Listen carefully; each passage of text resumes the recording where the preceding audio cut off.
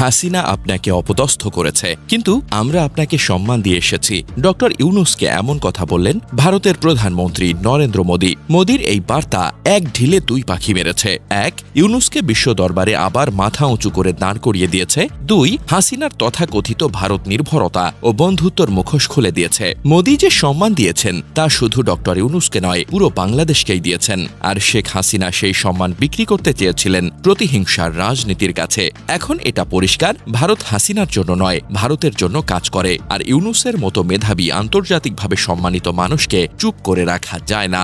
Doctor Mohammad Yunus, যিনি বাংলাদেশকে বিশ্বের কাছে সম্মানিত করেছেন, যিনি প্রথম বাঙালি হিসেবে নোবেল পেয়েছেন, যার গ্রামীণ ব্যাংক মডেল এখন পৃথিবীর বহু দেশে অনুসরণীয়, সেই মানুষটিকে শেখ হাসিনা চিটার বলেছিলেন, তাকে আদালতে হেনস্থা করেছিলেন, রাষ্ট্রীয়ভাবে তার ভাবমূর্তি নষ্ট করার চেষ্টা করেছেন। এমনই এক সময় হাসিনা বলেছিলেন, তাকে পদ্মা সেতু থেকে ফেলে দেই। এতটাই বিদ্বেষ, এতটাই প্রতিহিংসা নিয়ে একটা নোবেলজয়ী নাগরিককে দমিয়ে রাখার চেষ্টা চালানো হয়েছে। কিন্তু ইতিহাস বদলায় ভূ রাজনীতি। আজ ডক্টর ইউনূস যেখানে সম্মানিত হচ্ছেন আন্তর্জাতিক পরিসরে, সেখানে হাসিনা লুকিয়ে বেড়াচ্ছেন ভিনদেশের আশ্রয়ে। এদিকে সেই বৈঠক নিয়ে প্রধান উপদেষ্টার প্রেস সচিব জানান, দ্বিপাক্ষিক বৈঠকে ভারতের প্রধানমন্ত্রী নরেন্দ্র মোদী অধ্যাপক মোহাম্মদ ইউনূসের প্রতি অত্যন্ত শ্রদ্ধাশীল ছিলেন। তিনি তার কাজের কথা বলেছেন।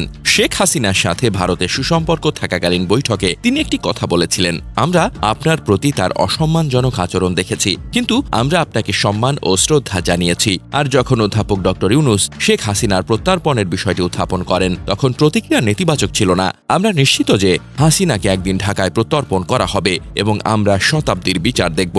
এছাড়া এটা বেশ স্পষ্ট ছিল যে ভারত বাংলাদেশের সঙ্গে তার সম্পর্কের ক্ষেত্রে একটি নতুন দিক নির্দেশনা তৈরি করতে চায়। বৈঠকে ভারতের প্রধানমন্ত্রী অধ্যাপক ইউনূসকে বেশ কয়েকবার বলেছিলেন যে ভারতের সম্পর্ক বাংলাদেশের জনগণের সঙ্গে কোনো একক দল বা ব্যক্তির সাথে নয়। যেমন অধ্যাপক ডক্টর ইউনূস সাম্প্রতিক মাসগুলোতে বেশ কয়েকবার বলেছেন, আমরা ভারতের সঙ্গে সর্বোত্তম সম্পর্ক চাই, তবে তা ন্যায্যতা, সমতা এবং পারস্পরিক শ্রদ্ধার ওপর ভিত্তি করে হতে হবে।